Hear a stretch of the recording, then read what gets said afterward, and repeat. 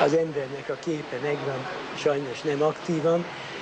Egy valamit hangsúlyozni kell, és ezt úgy gondolom, hogy nem az én érdemem, hanem elsősorban az állományé, hogy a repülőállomány részére a nyugati gépekre való átállás a világon semmiféle problémát nem okoz. Minden új pilóta mérnöki, üzemmérnöki oklevéllel is rendelkezik, középfokú állami nyelvvizsgával rendelkezik. Tehát mikor elkezdi, ott kezd, mint ahol mi nem tudom, 5-10 év kemény munka után tartottunk annak idején. A pilótaképzés egyik izgalmas fejezete 1981 és 1988 között zajlott. Ez idő alatt 66-an indultak útnak az egykori Szovjetunióba, hogy a messzi Aktyubinszkban felsőfokú képesítést és repülési gyakorlatot szerezzenek. Az álmok valóra váltásának azonban ára volt. Gyakran több hónapig nem láthatták otthonukat, szeretteiket. 1981-ben érettségiztem Pápán gimnáziumba, és utána felvételiztem, a külföldi ösztöndíjat nyertem el Szovjetunióba, Aktyubinszkba, repülőmérnöki és pilóta képzés volt. Egy év katonaság után mentünk ki 1982-be, és 4 évig voltunk Aktyubinszkba. 86-ba fejeztük be a főiskolát, utána kerültünk a Malévhez.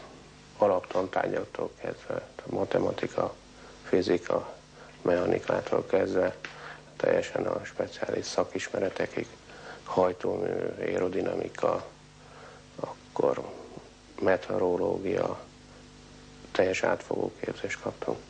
Itthon majdnem mindent lehetett hasznosítani, viszont volt, ami a nemzetközi repüléshez elengedhetetlen, amit viszont kint nem kaptunk meg. Amire ott felkészítettek minket, az egy orosz és egy szovjet belső légiforgalomra való felkészítés volt. Az ottani szabályokkal kitűnően tisztában voltunk, amire itthon semmi szükség nem volt.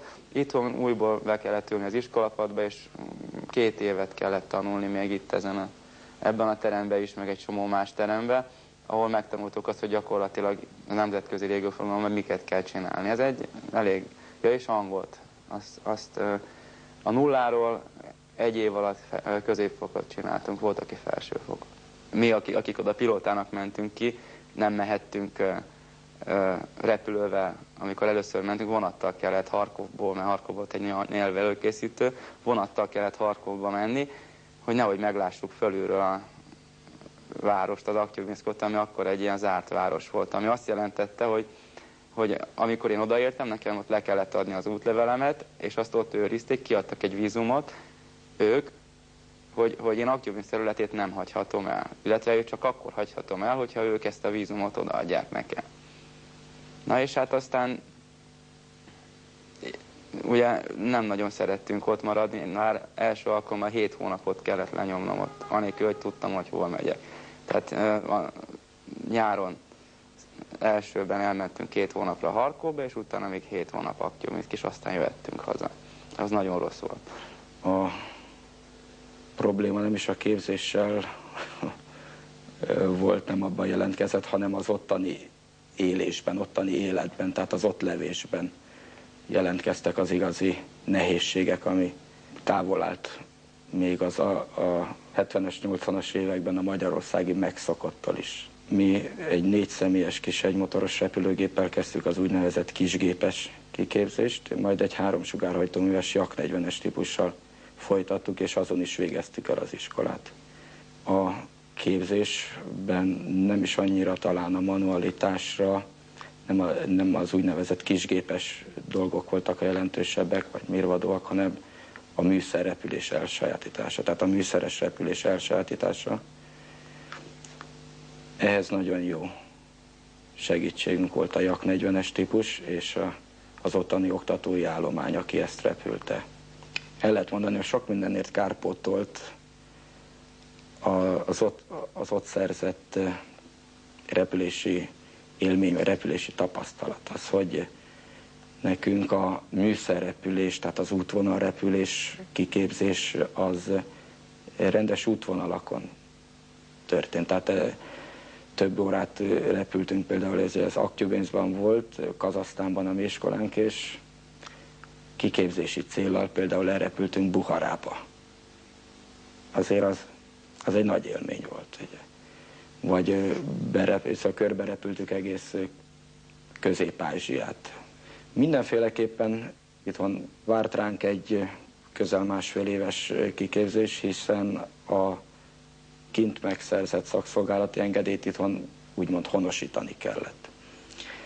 Tehát elsajátítottuk az itthoni szakszolgálati engedélyhez szükséges elméleti ismereteket, majd megszereztük a magyar szakszolgálati engedélyt, és mentünk úgynevezett típustanfolyamra. Én 254-es típusra kerültem, úgyhogy mentünk is vissza Uljanovszba a típus tanfolyam gyakorlati részére. Nem tanulhattuk meg a legkorszerűbb ismereteket, nem szerezhettük ott meg, hiszen ők sem voltak a birtokában. A repülőgépek olyanok voltak, amilyenek, tehát 50-es, 60-as évek műszaki színvonalát, technológiáját képviselték. A navigációs ismereteik szintén az ilyen műszerek adta lehetőségeket meríthették csak ki.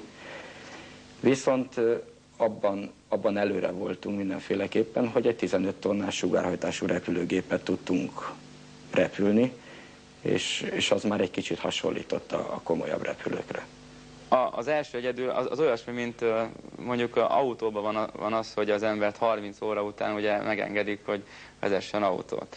És én nagyon furcsálottam akkoriban Aktyubinszban, nem is tudtam, hogy ez így megy, mert mondom, nem voltam egy igazi pilóta, mielőtt én kimentem volna, hogy ott 10 óra után elengedik az embert egyedül egy repülővel, és ezt én nem is biztos, hogy akartam, nem voltam benne biztos, hogy ezt most én le tudok-e szállni azzal a repülővel, de mindenki mondta, hogy egy nagyon magabiztosnak kell lenni, mert különben akkor nem ér semmit se az egész. És ugye hát eljutottunk a kiképzésbe odáig, hogy akkor most egyedül kell elmenni, és abszolút nem voltam magamban biztos. És akkor kérdezi az oktató, persze mindez oroszul játszódik le, kérdezi az oktató, hogy na, elmész egyedül, és akkor hát bizonytalankodtam, hát azt mondja, ezt nem így kell mondani. Igen, elmegyek. Jó, hát akkor hajrá. És akkor beültem, és akkor elmentem egyedül, azt túléltem. Ahol mi tanultunk, ez az Aktyubinszki iskola megszűnt, hiszen nem voltak képes fenntartani, megszűnt az a nagy felvevő piac, amit az Aeroflot jelentett, és szélnek eresztették ott az embereket.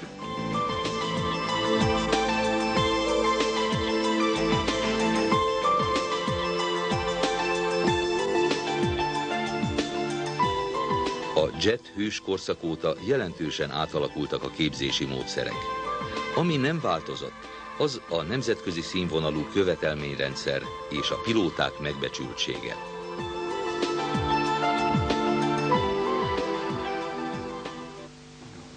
A légiközlekedés az csapatmunka. Hosszú távú és eredményes növekedés csak megfelelő csapatmunkán keresztül érhető el. Minden egyes tevékenységnek értelemszerűen ezen belül megvan a része. Ennek egy legjelentősebb pontját foglalja el a repülőgépvezető, a pilóta. A légitársaság számára a pilóta stratégiai erőforrás, megnyilvánul ez képzésében, megnyilvánul ez szakmai előmenetelében, megnyilvánul ez a hierarchiában elfoglalt helyén keresztül is. Említésre méltó véleményem szerint mindenek előtt az, hogy egyrészt egy szakmai pályafutás és egy típuson belüli szenioritási rangsor létezik, másrészt pedig típuson keresztüli elismerés és méretődés. Ez nem csak és kizárólag belső hierarchiális kérdés. A repülőgépvezető a járat végrehajtása során önálló jogi személyként végzi a munkáját.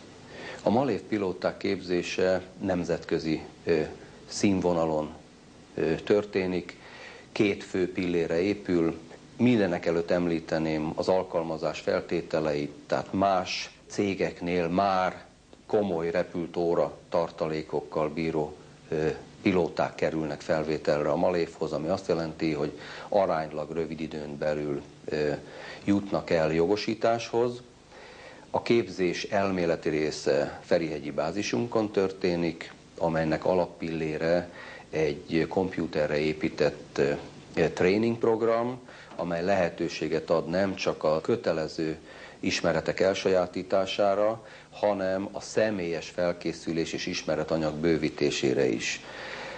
A másik lényeges pillér az a gyakorlati kérdéskört öleli fel, ahol is szimulátoros gyakorlaton keresztül kell a képességeket és a jogosítást is kinyerni. Ezek színhelye Atén, London, Vancouver, tehát mindenféleképpen rendkívül jó reputáció, nemzetközi mércékről van szó.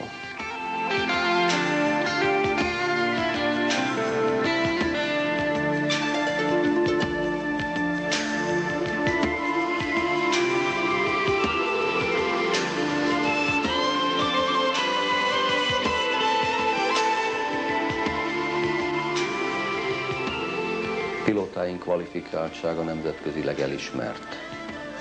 Tudomásul kell venni, hogy életünket a magyar valóságban éljük.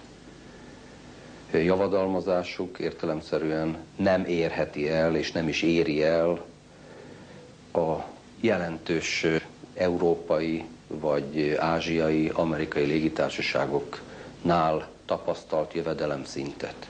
Ugyanakkor, mint említettem, számunkra a pilóta nem konjunkturális kérdés, nem átmenetileg kezeljük.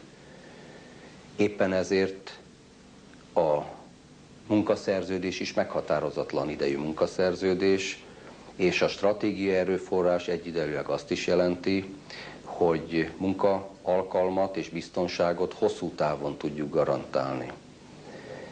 Vannak csábítások, vannak kollégák, akik ezeknek a csábításoknak alkalmattán engednek, magasabb szintű jövedelemért meghatározott idejű munkaszerződést kötnek, értelemszerűen jelentkezik a foglalkoztatásuk során egy olyan kockázati zóna, amelyet nekik magukban kell kezelniük. Cégünk nyereséges, pilótáinkra egyértelműen az elhivatottsága jellemző, nagyon erős törzsgárdamaggal dolgozunk.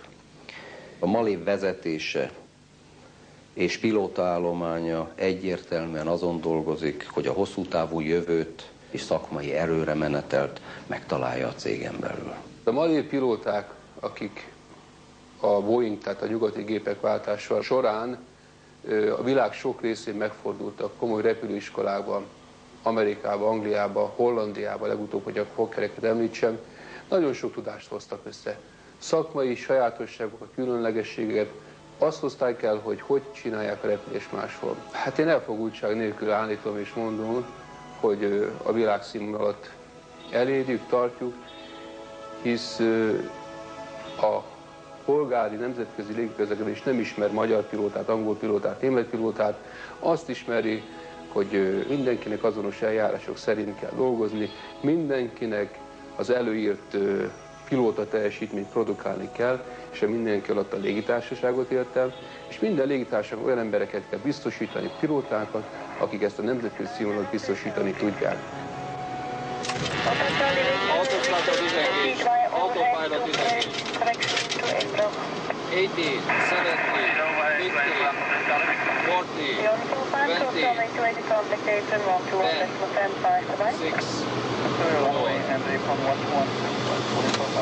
6, speed make up.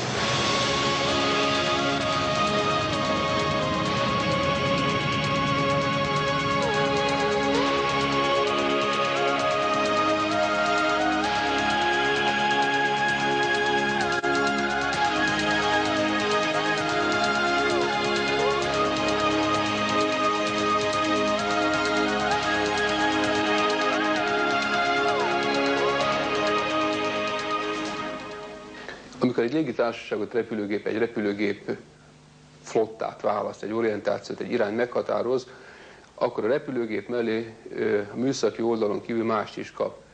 Tehát jelesül a Malév flottája egyrészt Tupolyevekre épül, ugye ez a múltat jelenti, a jövőképünkben pedig a Boeing, illetve a korszerű Fokker típusok vannak. Tehát a kollégáink, akik először kerültek a Boeing típusokra, köztük jó magam is, Amerikába kaptuk a kiképzésünket, átképzésünket, a Boeing repülőgépgyárba, Seattle-be, illetve korábban pedig Miami-ba repültünk. És akkor az a repülőgépgyár, aki ad egy repülőgépet, a repülőgép mellé ad egy repülőgép vezetői tudást, tanítás is, ezeknek a repülőgyáraknak repülőiskolájuk is vannak. Amikor Amerikában voltunk, a vizsgáinkat az amerikai légügyi hatóság előírásai szerint tettük le. Ezek a kollégák, akik először kapták meg kint, ugye szakmai vezetők, oktatók, mind ezt a szellemet, ezt a követelményrendszert hozták haza, és az itthoni képzések során is ezt adtuk tovább. Tehát egy repülőgéphez tartozik egy hajózó kultúra, egy műszaki kultúra, egy utaskiszolgálási kultúrát, pilótákra, a pilóta kultúrát elsajátítottuk, bevettük a gyakorlatunk során. A polgári repülés azt feltételezi, hogy mindenki egy átlagos szintet tud. Ez az átlag senkit ne tévesszen meg, mert ez az átlag egy igen magas szint, amit az egész légiközlekedési világpiac kíván. Tehát egy magas szint, egy magas átlagos szint. Az a légitársaság lehet nyugodt, akinek a képzési, vizsgáztatási, szakmai rendszere olyan, hogy ezt a szintet mindenkitől megköveteli. Ebben nincs engedmény, semmi. Ez a szint a nemzetközi légiközlekedés biztonságának a szintje. Aki ezen felül egy rendkívüli pilóta tehetsége van megáldva, az inkább a sportrepülés felé megy, egy műrepülő, világbajnok lesz belőle, egy különleges teljesítményrepülő. A légitársaság egy magas szintű, kiegyensúlyozott állományt kíván, hisz egy flottát repülni csak nagyon-nagyon sok emberrel lehet. Ezért van aztán az, hogy a szakmai szabályzásainkban azt a bizonyos gyári oktatást, amiről az előbb szóltam, lefordítottuk a malév sajátosságoknak megfelelően, egy vállalati üzemeltetési kézikönyvet alakítottunk ki minden típusnak megfelelően, amivel leírtuk azt, hogy kell egy pilótakabin elkészítést megcsinálni, egy felszállást, emelkedést, süllyedést, a repülés minden fázisa pontosan ki van dolgozva, ki vannak dolgozva rendkívül repülési eljárások is. Aki ez szerint a bizonyos forgatókönyv szerint, előírások szerint megtanulta a repülőgép üzemeltetését, tudja mi a feladata, teljesen mindegy kivel találkozik, az mindig ugyanúgy fogja csinálni. Azok a légitársaságok maradtak meg az igen erős versenyben a nemzetközi légiközlekedés piacán, akik ez szerint a módszer szerint képezték a pilótáikat, azok bizonyultak hiteles, biztonságos társaságnak.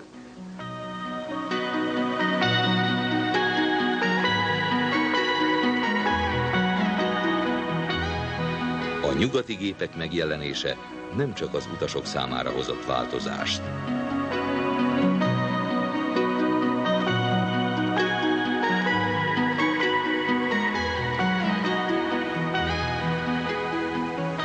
Teljesen más világgal ismerkedtünk meg.